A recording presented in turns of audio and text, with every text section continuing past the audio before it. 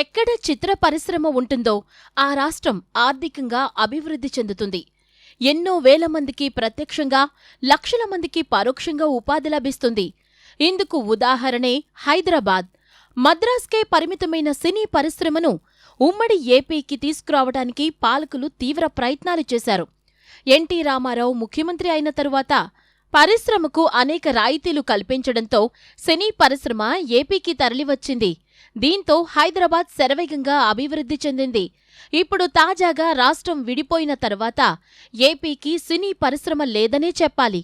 అడపాదడపా గోదావరి ప్రాంతంలో సినిమాలు తీస్తున్నారు. ఈ మధ్యకాలంలో విశాఖపట్నంలో కూడా సినీ సందడి పెరిగింది. ఈ నేపథ్యంలో అమరావతికి సినీ పరిశ్రమ తరలివస్తుందా? అందుకు ప్రభుత్వం ఏం చేయబోతోంది? ప్రస్తుతం డిప్యూటీ సీఎం పవన్ కళ్యాణ్ కూడా ఉండడంతో అమరావతికి సినీ పరిశ్రమ త్వరలోనే రానున్నట్లు చెప్తున్నారు.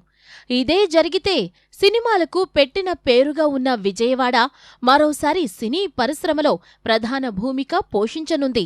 ఆంధ్రప్రదేశ్ విభజన తరువాత రాష్ట్రంలో తెలుగు చలనచిత్రాల నిర్మాణానికి అనువైన ప్రదేశం లేకుండా పోయింది. స్టూడియోలు నిర్మిద్దామనే నిర్మాతలుగాని, ఆ దిశగా ఆలోచించే చిత్రరంగానికి సంబంధించిన వారుగాని లేకుండా పోయారు. సినిమా నిర్మాణానికి కావలసిన ప్రదేశాలు ఏపీలో ఎక్కువగానే ఉన్నాయి. గోదావరి జిల్లాల్లో ఎక్కువగా సినిమా అవుట్డోర్ షూటింగ్లు నేటికీ జరుగుతూనే ఉన్నాయి. విజయవాడ కేంద్రంగా డిస్ట్రిబ్యూటర్లు కూడా గతంలో చాలామంది ఉన్నారు. సినిమా రంగానికి విజయవాడ కళాకారులు ఊపిరులు పోస్తున్నారు. ప్రస్తుతం హైదరాబాద్లో ఉన్న ముఖ్యమైన నటుల్లో ఎక్కువ మంది ఏపీ ప్రాంతానికి చెందినవారు. హైదరాబాద్ మహానగరంగా ఆవిర్భావం చెందటం, రామోజీరావు ఫిలిం సిటీ నిర్మించడంతో సినిమా షూటింగ్లకు వేదికైంది. అవుట్డోర్ షూటింగ్లకు కృష్ణా, గోదావరి నదీ తీర ప్రాంతాలతో పాటు సముద్ర తీర ప్రాంతాలు కూడా ఏపీలో అనువుగా ఉంటాయి. తీర ప్రాంతాన్ని కూడా పూర్తి స్థాయిలో ప్రభుత్వం అభివృద్ధి చేసే ప్లాన్ రూపొందిస్తుంది. అందువల్ల ఏ జిల్లాలో అయినా అవుట్డోర్ షూటింగ్లు అవలీలగా అనుకూల వాతావరణంలో తీయొచ్చనే ఆలోచనలో సినిమా రంగానికి చెందినవారే కాకుండా కళారంగానికి చెందినవారు కూడా భావిస్తున్నారు. తెలుగు చిత్ర పరిశ్రమకు ఆయువు పట్టు ఆంధ్ర ప్రాంతం. సినిమా పరిశ్రమ ప్రారంభమైనప్పటి నుంచి ఇప్పటి వరకు ఎందరో హీరోలు, హీరోయిన్లు, దర్శకులు, నిర్మాతలు, ఆర్టిస్టులు, కళాకారులు ఈ ప్రాంతం నుంచి వెళ్లినవారే.